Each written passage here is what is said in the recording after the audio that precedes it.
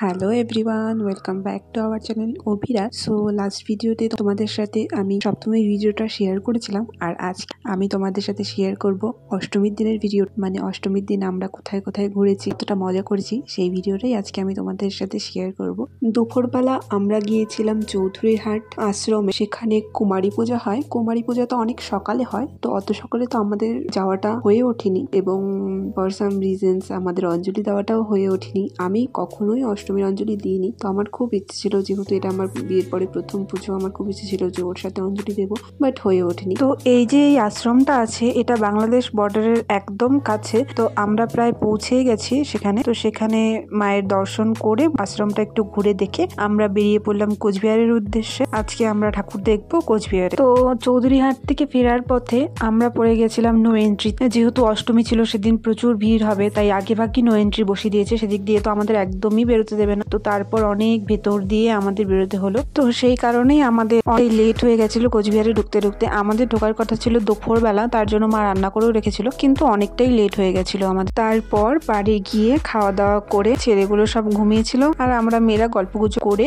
Ready হয়ে রাত্রি 1টার দিকে বেরিয়ে পড়লাম ঘুরতে সবাই মিলে। সাথে পাপাও গেছিল, পাপাকে তো ঘুমের থেকে তুলে নিয়ে যাওয়া হয়েছিল, তার জন্যই বেচারার মুখটা ওরকম গোমড়া হয়ে আছে। প্রথমেই টাকাগাছ ক্লাব দিয়ে শুরু করলাম। এটা আমাদের বাড়ির যাতায়াতের পথে পড়ে। ছোটবেলায় বেশিরভাগ পুজোর সময়টা আমাদের এখানেই কেটেছে। তো তারপর সেখান থেকে চলে গেলাম দক্ষিণ টাকাগাছ শ্রীরামপুর ধামের ওখানে। তো সেখানে এবার প্যান্ডেলটা খুব ভালো করেছে, এবং সেখানে প্রতিবারই খুব ভালো পুজো হয়। এবারও হয়েছে, অনেকদিন বাদে সেখানকার ঠাকুর দেখতে যাওয়া হলো। তো সেখানে করেছে মনিস্ট্রি। চলো ঘুরে দেখে নেওয়া যাক সেখানকার প্যান্ডেল সাজসজ্জা কেমন হয়েছে।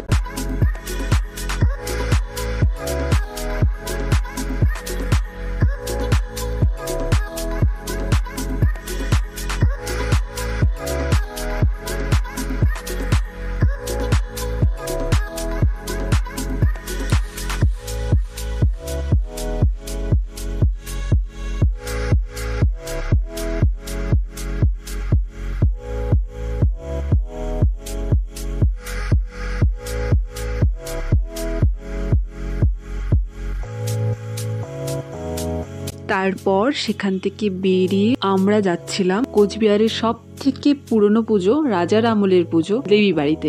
এখানকার বৈশিষ্ট্য হলো এখানকার প্রতিমা প্রতিবারই সেম হয়। এখানে প্রতি বছর মেলা হয়, এবং এই পুজোটা খুবই জাগ্রত। আর এটা রাজার আমলে শুরু হয়েছিল এই পুজোটা, এবং এখনো সেম মূর্তিতেই প্রতি বছর পুজো হয়। এখানে প্রতি বছর মেলাও হয় পুজোর সময়, এবং যারা এখানে এসেছো কোচবিহারবাসীর, আমার মনে হয় না এরকম কেউ আছে এখনো অব্দি এখানে আসনি। ওখানে গেলে একটা আলাদাই ফিলিং আসে, এবং শরীরের লোম দাঁড়িয়ে যায়। জানি না এটা তোমাদের সবার সাথে হয় কিনা, কিন্তু আমি ওখানে যতবার গেছি আমার সাথে সেম হয়েছে। তারপর আমরা সেখান থেকে চলে গেলাম গুড়িয়াহাটি ক্লাবে ঠাকুর দেখতে। তো চলো দেখে নেওয়া যাক সেখানকার মণ্ডপের সাজসজ্জা কেমন হয়।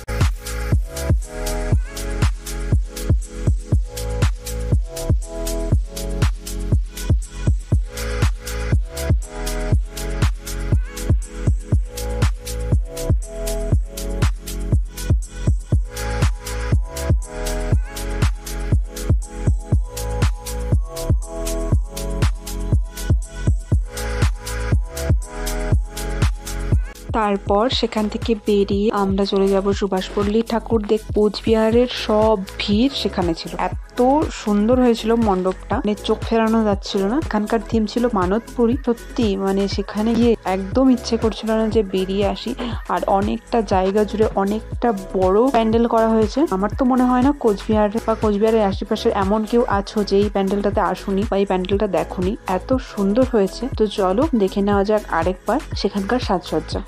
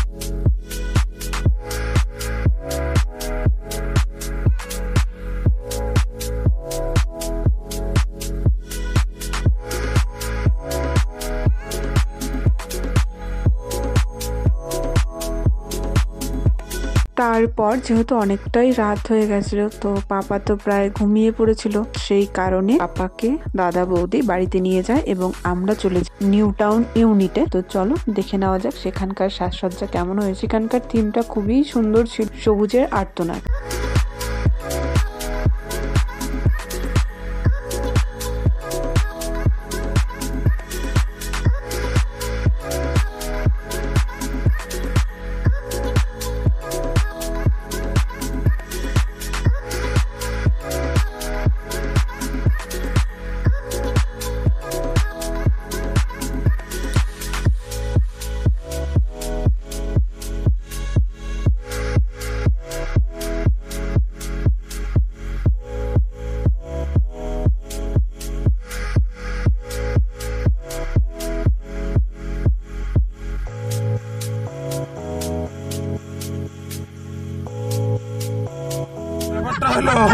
মানে ঘুরতে ঘুরতে ভোর এখন 4টা বাজে, এর তো ঘুম এখন নাই।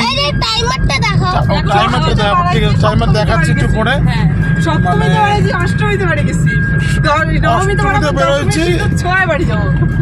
মানে এদের বক্তব্য শুনলে বোঝা যাবে ব্যাপারটা কি। ব্যাপারটা হচ্ছে আমরা বললাম নবমীর দিন বাড়ি যাবো, আর নবমীতে কালকে বেরিয়ে দশমীর দিন বাড়ি যাবো। হ্যাঁ, আর এখন আমাদের খিদা হয়েছে, আমরা এখন ভোর বাজে 4টা।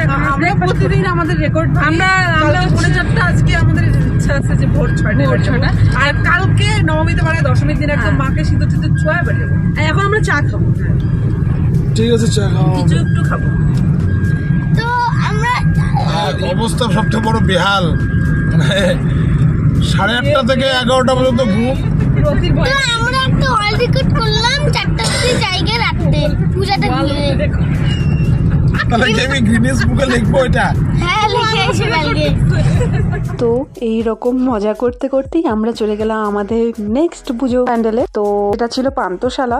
তো সেখানের থিমটা ছিল খুবই একটা টাচিং থিম ছিল, মাতৃঋণ। মানে খুবই সিম্পল একটা প্যান্ডেল করেছিল, মানে সাদা লাল পাড় শাড়ি রাঙিয়ে, বাট প্রত্যেকটা জিনিস এতটাই ইমোশনাল, এতটাই ছোঁয়াচে ছিল, যারা গেছো তারা জানো। তো চলো দেখে নেওয়া যাক।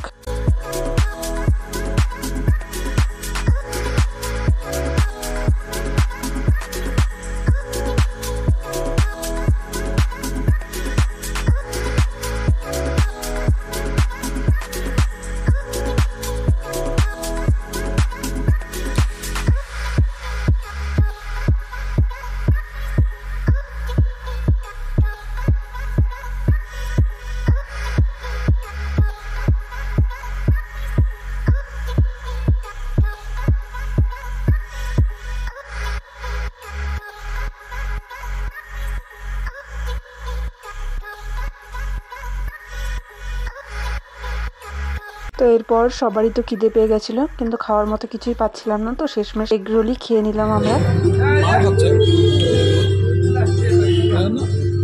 একদম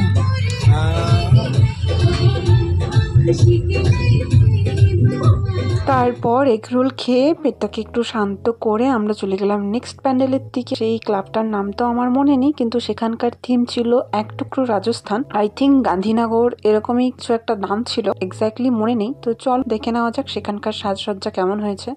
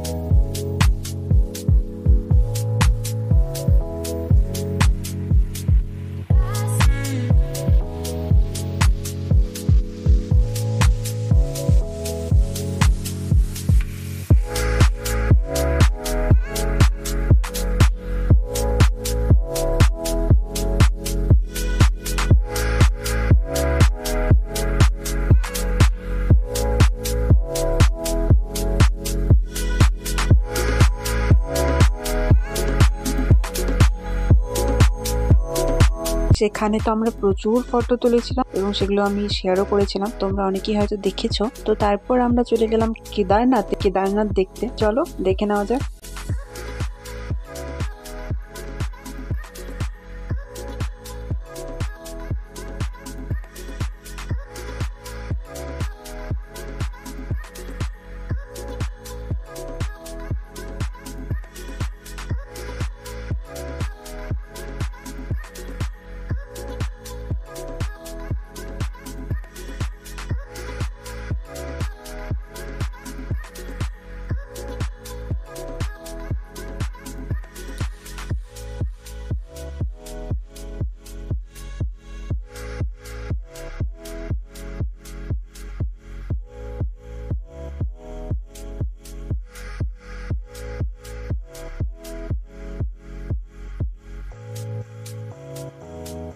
তো প্রায় ভোর হয়েই গেছে। তো সত্যি কথা বলতে আমি কোচবিহারের মেয়ে হলেও কিন্তু অতটাও আমি রাস্তাঘাট চিনি না, যেহেতু আমি একা একা খুব কমই বেরিয়েছি। তো আর বাকি যারা আছে তারাও তো কোচবিহারের না, তারা দিনাটা। তো আমাদের অ্যাকচুয়ালি ঠাকুর খুঁজতে অনেকটা টাইম লেগেছে। তো আমরা লাস্ট আমাদের প্যান্ডেল বলতে পারো, যেহেতু ভোরের একদম মানে ভোরই হয়ে এসছে। আমার ক্লাবটার নাম মনে নেই, আই থিঙ্ক নাট্যসংঘ এরকমই একটা কিছু হবে, আমার এক্স্যাক্টলি মনে নেই।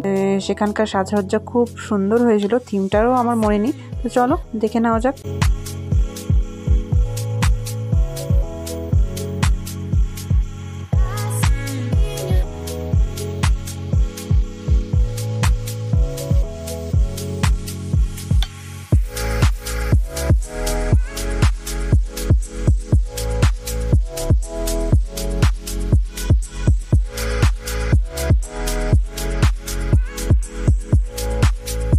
তো সব মিলিয়ে অষ্টমীটা আমাদের বেশ কাটলো। তো অষ্টমীর ভিডিওটা এই পর্যন্তই। ভিডিওটা তোমাদের কেমন লাগলো অবশ্যই কমেন্ট করে জানিও। আর যারা নতুন তারা অবশ্যই চ্যানেলটিকে সাবস্ক্রাইব করে দিও এবং নিজের ফ্রেন্ডস আর ফ্যামিলির সাথে শেয়ার করে দিও।